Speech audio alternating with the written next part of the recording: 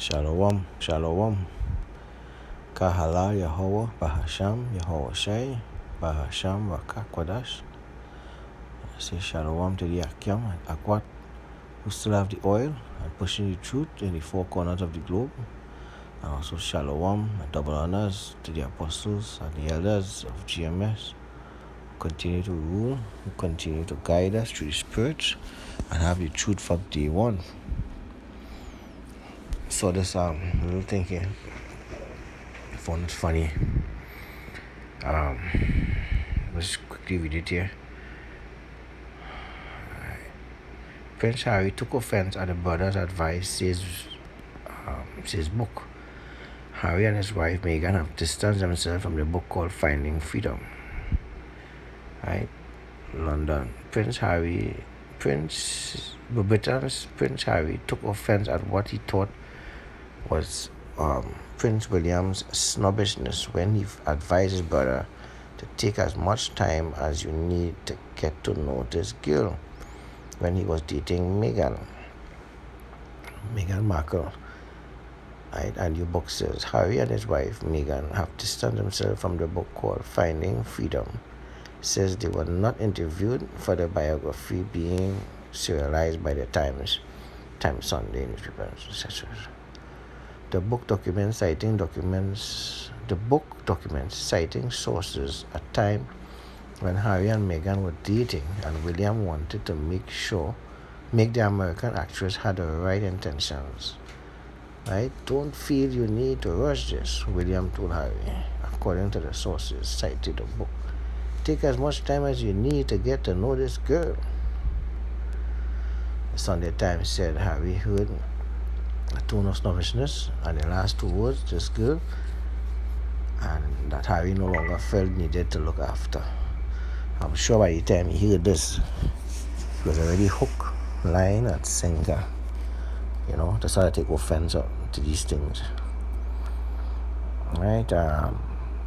Here, just going on quickly. The couple and their son, Archie, now live in Los Angeles after they have stepped down from their royal roles in March to forge new careers. In January, they announced plans to lead a more independent life and to finance it themselves. Oh God. So the only thing I want to bring up for that is this story here. Alright, this is 1 Ezra 4, starting from 14. Reading down. O ye men, it is not a great king, nor the multitude of men, neither is it wine that excelleth. Who is it then that ruleth them? Or had the lordship over them? Are they not women? Women have borne the king and all the people that bear rule by sea and land. Even them became they, and they nourished them up and planted the vineyards from whence the wine cometh.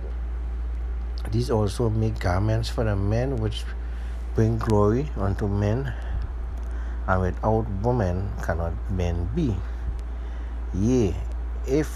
And if men have gathered together gold and silver or any goodly thing, do they not love a woman which is comely in favor and beauty, and letting all those things go? Right? So Harry left all his money and titles and everything else that was gonna come to him. He let everything go to go to America, which is a different country. So he let go his country, and then on top of that, he give up his riches, and then he go in there and get a 9-to-4 or 9-to-5 job. See, woman power. Continue in verse 19. Do they not gape, and even with open mouth fix their eyes fast on her? And have not all men more desire unto her than unto silver and gold, or any goodly thing whatsoever? You see? Hear it for yourself. Verse 20. A man leaveth his own father that brought him up, and his own country, and cleaveth unto his wife. And I said that just now there, right? Left his heritage, give up everything for this woman. He sticketh not he sticketh not to spend his life with his wife, and remembered neither his father and mother nor country. By this also he must know that women have dominion over you. Do ye not labor and toil and give and bring all to the woman? Yea, a man taketh his sword and goeth his way to rob and to steal, to sail upon the sea and upon the river, and looketh upon a lion and goeth into darkness, and when he had stolen, spoiled, robbed, and bringeth it all to his wife, to his love. You see who has the power, you see who running things, right? Wherefore a man loveth his wife better than a father or mother. Many there be that have run out of their wits for women and become servants for their sakes. Right? You saw all those examples, and women is the only one that bring down kingdoms and cause wars and stuff. They was actually controlling the kings. The kings actually become servants to them. Whatever they ask for, they could get. Many also perish, have erred and sinned for women, and now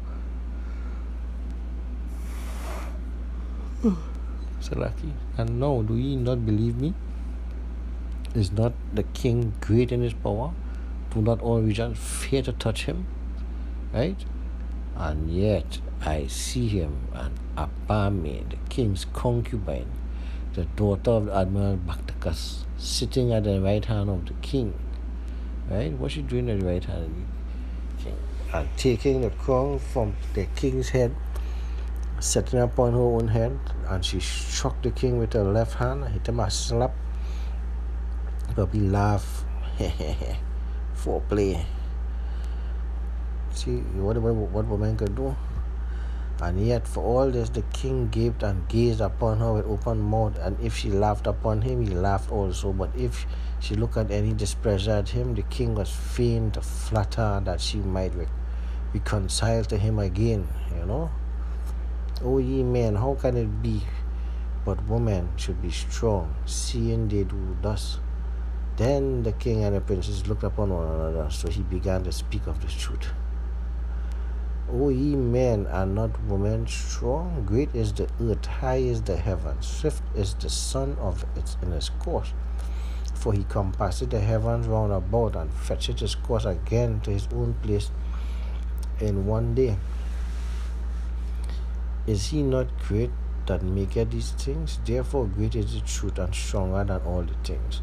All the earth crieth upon the truth, and the heaven bless it. All works shake and tremble at it, and with it is no unrighteous thing.